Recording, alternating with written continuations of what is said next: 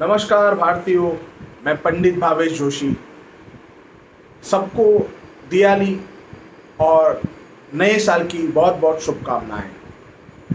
बड़े लंबे अरसे के बाद मैं आपके समक्ष कुछ वार्तालाप करने वाला हूं। जिस तरह से कोरोना का कहर पूरी दुनिया में मचा हुआ है और भारत के अंदर त्योहारों के बीच में ये कोरोना ने पूरी तरह से आतंक मचा दिया है। मेरे प्रिय मित्रों, मैं आपको एक ही बात बोलना चाहता हूं।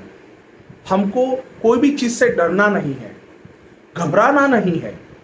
हमको सिर्फ चौकन्ना रहना है। जैसे ये समय आया है वैसे ही समय चला जाएगा और हम जैसे अपनी ज़िंदगी का लुत्फ़ उठाते थे वैसे ही उठाना शुरू कर देंगे। मगर हमको सब्र रखना पड़ेगा, हमको धैर्य रखना पड़ेगा कि समय को हम पूरी तरह से अपने जीवन से निकाल सके और अपने तौर तरीकों को पूरी तरह से बदल के नई जिंदगी की शुरुआत कर सके। अभी मैं आपको बताना चाहता हूँ, कोरोना का कहर वापस बढ़ गया। अब जो जनजीवन है, जो पटरी पे आ रहा था, वापस कोरोना वापस अपने कहर जमा रहा है। बहुत सारे लोगों चिंतित हो गए, क्या होगा। कोरोना जो चला गया था वो वापस धीरे धीरे अपना आक्रमण कर रहा है। मैं आपको बताना चाहता हूँ मेरे भारतीयों, जब कोरोना आया था 21 मार्च को, तब जो ब्रह्मांड की परिस्थिति थी, गुरु और शनि दोनों साथ में थे। उस समय कोरोना का कहर बढ़ गया। मगर अभी अच्छी बात यह है कि 15 और 16 नवंबर को जैसे ही मंगल बदला, जैसे ही सूर्य बदला, परिस्थिति कोरोना की उफान पे आई। मगर ये समय बहुत लंबे टाइम तक खींचेगा नहीं। कोरोना का कहर बढ़ गया, मगर मेरे भारतीयों घबराने की जरूरत नहीं है। ग्रह मंडल में मंगल और सूर्य जो बदले वो अफरा तफरी मचाएंगे, मगर ये अफरा तफरी बहुत लंबे टाइम तक नहीं रहेगी।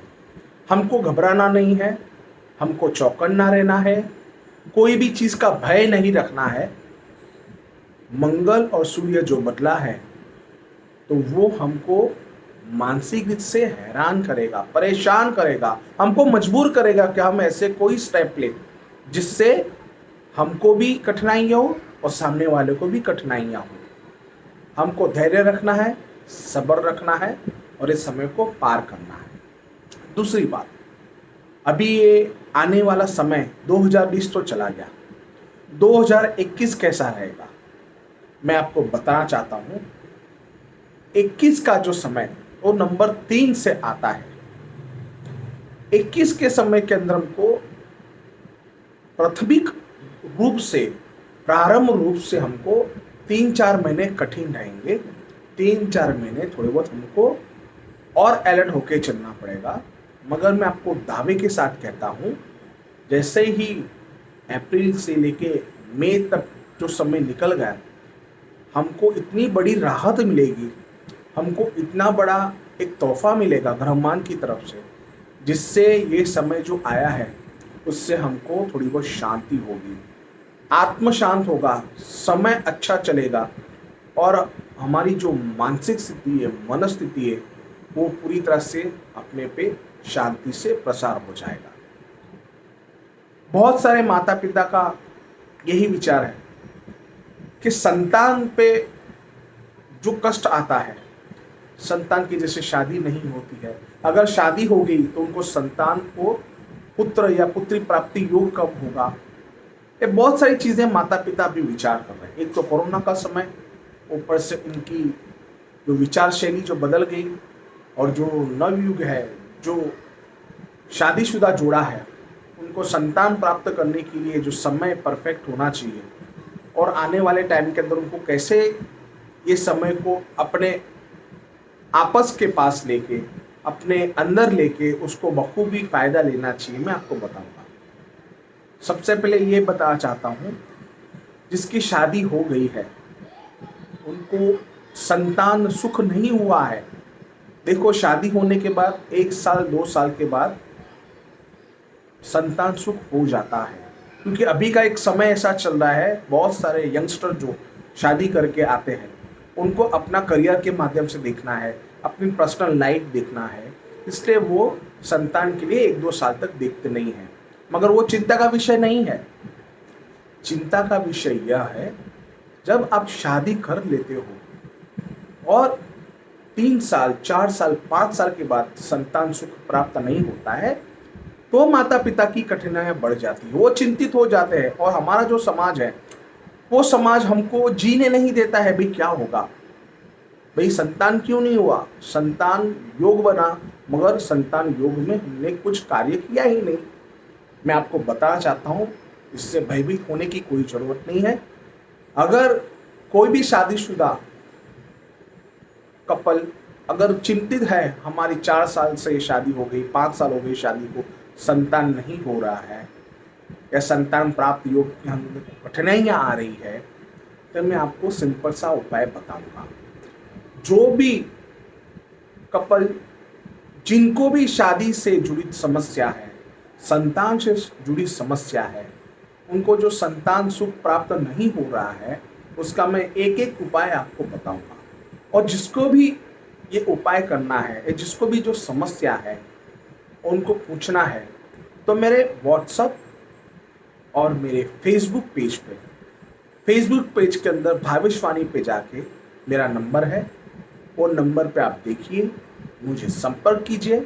मैं आपको हर एक मुसीबत का कैसे सामना करना है और कैसे उससे बाहर निकलना है, मैं सब आपको बताऊंगा। अगर संतान हो गया है, संतान होने के बाद संतान की आरोग्य अच्छी नहीं रहती है। अभी पहले बात होता था संतान कब होगा, अब बात होता संतान की आरोग्य का। ये सब जो छोटी छोटी चीजें होती है, ये हमको बहुत परेशान करती है, हमको बहुत ही चिंताजनक आगे ले जाती है। इसलिए मैं बताता हूँ मेरे भारतीयों, चिंता करने वैसा कुछ नहीं है। समय है, समय को मान दीजिए, अपने आप को शांत रखिए और कर्म की गति जैसी घूमती है और कर्मों को शुद्ध करते रहिए। कर्म को शुद्ध करना मतलब अपने अंदर की आत्मा को कर्मों से जुड़ाव रखना। तो हम जो कार्य करना चाहते हैं, ईश्वर विधाता वो हमको हमेशा साथ देता है। मैं आपको बताना चाहता हूँ, आज के वीडियो में आपको मैं जो संतान प्राप्ति योग का और लगन के बाद जो शादीशुदा जोड़ा जो संतान सुख प्राप्त नहीं हो रहा है, अगर संतान सुख प्राप्त होने के बाद संतान की आरोग्य अच्छी नहीं है, उस बारे में चिंता कर रहे हैं, तो मैं आपको उस बारे में अगली वीडियो में पूरी तरह से संक्षेप में बताऊंगा। जिसको भी संतान सुख के लिए प्रॉब्लम्स क्रिएट हो रही है, जिसको भी शादी के बाद अगर संतान सुख प्राप्त नहीं हो रहा है, उसका उपाय मैं आपको बताऊंगा। और जिसको पर्सनल पूछना है, जिसको व्यक्तिगत पूछना है, तो मेरे फेसबुक पेज में भावेशवाणी फेसबुक पेज है, उसमें पूरा डिटेल आपको दिया है। आप मुझे संपर्क कर सकते हैं, आप मुझसे बातचीत कर सकते हैं। कोई भी बात होगी वो आपके और मेरे बीच में रहेगी। भारतीयों, मैं आने वाले वीडियो में जो संतान प्राप्ति योग और संतान की आरोग्य के बारे में पूरा संक्षेप में बताऊंगा। अभी के लिए इतना ही। आपको जो भी कठिनाइयाँ होती है, आपको जो भी प्रश्न आपके मन में आते हैं, तो मेरे फेसबुक पेज भावेशवाणी पे आप मेरे को संपर्क कर सकते हैं। तो आपका हर एक जो प्रश्न है उसका उत्तर मिल जाएगा। हम अभी कल मिलेंगे और इसी विषय में कल पूरी शिद्दत से बात करेंगे। और आपको जो भी पूछना है, आपको जो भी संपर्क करना है, मेरे नंबर पे आप मेरे फेसबुक पेज पे संपर्क कर सकते हैं। ओम नमः शिवाय, नमो नारायण।